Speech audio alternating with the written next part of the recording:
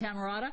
What will the State Department decide this afternoon? Let's get more from Jen Rubin. She's a blogger for the Washington Post and a former attorney. Jen, great to see you. So what do you think the State Department will have concluded in this long-awaited report? The buzz is that they're going to conclude, as they did the first time, that there's nothing environmentally imperfect about this, that they can go ahead, and that will toss the ball right back to the president, who will have 90 days then to decide whether to go forward. I should mention that we're looking at the exterior of the White House right now, but inside, Jay Carney is actually taking some questions. Well, he's drinking water right now. He's refreshing himself, but he's talking about the Keystone pipeline because so many people are asking about it. Obviously, this has been controversial. Environmentalists don't like this Keystone pipeline. So how do we know the science behind what the State Department has used and whether or not they think that it should go forward? Well, it's funny you should ask. You'd think that they would be happy if the government not just once, but twice had confirmed that there's no environmental problem. Isn't that what they're concerned about, that the environment isn't harmed? But I think there's no amount of science, no amount of actual evidence that is going to satisfy some of these groups. And in fact, they've gone from being environmentalists to being anti-energy, anti-business, anti-economy people. And I think it's unfortunate that they've taken that tack. They should be celebrating if they've figured out a technology so that this is not carrying so-called dirty oil.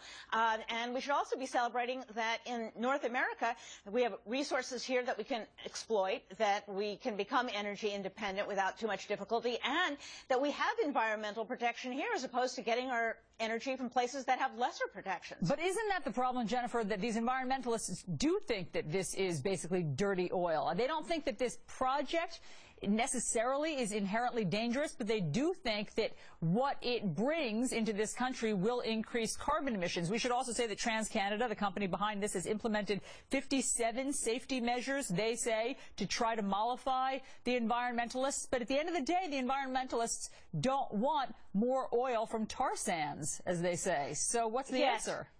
Well, I think we have to be reasonable about this. If we figured out a project that, in fact, has taken extraordinary, as you point out, 56, 57 steps to ensure that it is as environmentally clean as we can get it, then I think as a society we need to be reasonable about this. There will be people out there who do not want us to use any kind of carbon-based energy source. And I think that's just not realistic. It's not good for the country. It's not good for our national security. And at this point, it's really impossible. We can't get by on solar power and wind these days. We're going to need to use these natural resources, and they should be encouraging the sort of exacting review that the State Department has done rather than complaining every time they get an answer back that they don't like. Okay, so if the State Department today concludes that it is safe to move ahead with the Keystone pipeline, do you think we'll see action from President Obama? I think he's going to be very hard-pressed to do nothing.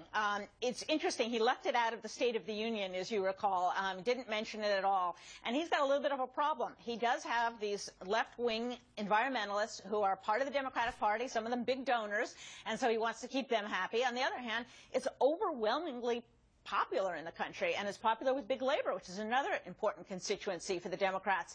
I think on balance he's going to have to go forward. I think after getting a couple clean bills of health from his own State Department, he is going to be under a lot of pressure to move ahead. Frankly, it would do him a world of good. It would be a bipartisan action. It would be good for the economy, and I think he should move forward. Whether he will or not, it's often hard to probe what's going through their minds in the White House, but I think even for him it's going to be hard to say no. We will see what happens this afternoon. Jen Rubin, thank you. An outrage.